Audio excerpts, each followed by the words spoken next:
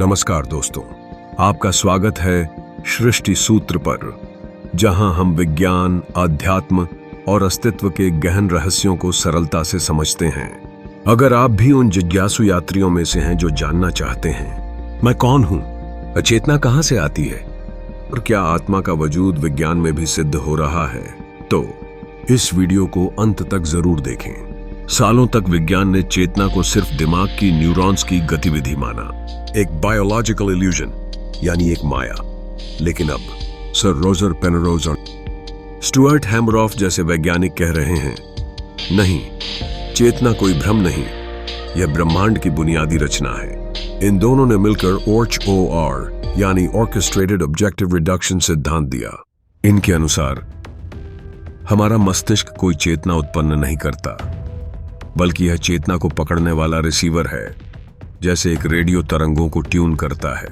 मस्तिष्क की कोशिकाओं में मौजूद माइक्रोट्यूब्यूल्स में क्वांटम स्तर पर सूक्ष्म कंपन होते हैं, जो ऑब्जेक्टिव रिडक्शन यानी क्वांटम कोलैप्स के जरिए चेतना को सक्रिय करते हैं। यह चेतना ब्रह्मांड की एक सार्वभौमिक ऊर्जा की तरह है, जो पहले से मौजूद है, जैसे हवा में फैली तरंगें, जिन्हें दिमाग एक एंटीना की तरह पकड़ता है।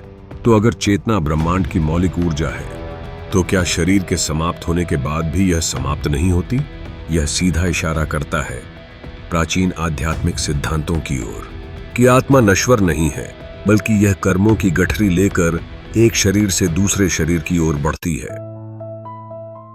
जेम जर्नल में छपा एक आश्चर्यजनक शोध बताता है, जब अंडाणु शुक्राणु से मिलता है तो झिंक स्पार्क नाम का एक प्रकाश फूटता है, एक फ्लैश ऑफ लाइट, जैसे कोई दिव्य संकेत।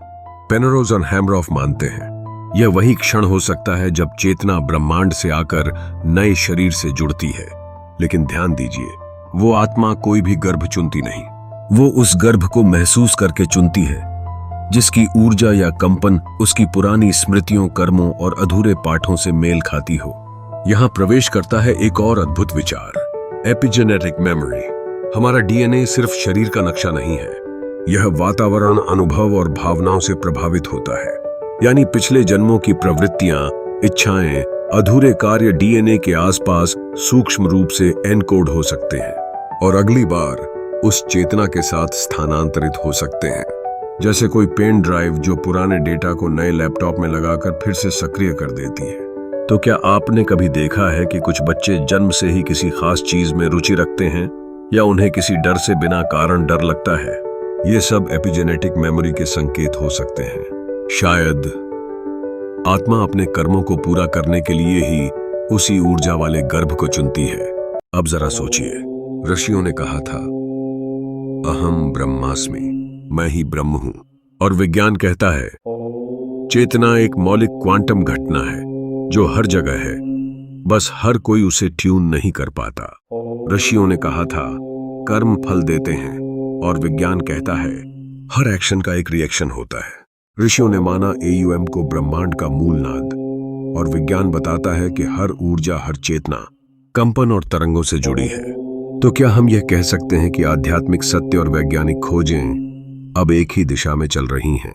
शायद अभी नहीं, पूरी तरह से नहीं, लेकिन हमें संकेत जरूर मिलने लगे हैं, और यह एक नई शुरुआत हो सकती है जहां विज्ञान की कठोरता और आध्यात्म की गहराई मिलकर हमें हमारे अस्तित्व की सच्चाई दिखाए। तो दोस्तों, ये थी चेतना, आत्मा और विज्ञान के अद्भुत संगम की एक झलक। क्या आप मानते हैं कि चेतना शरीर से परे है? क्या आत्मा अपने कर्मों के अनुसार जन्म चुनती है? हमें कमेंट्स में जरूर बताइए। आपके विचार इस चर्चा को और भी समृद्ध बनाएंगे। अगर आपको ये वीडियो ज्ञानवर्धक लगा हो तो लाइक करें, शेयर करें और सृष्टि सूत्र को सब्सक्राइब करें। हम फिर मिलेंगे एक और रहस्य के साथ। तब तक के लिए जागरूक रहें और भीतर की यात्रा जारी रखें। नमस्कार।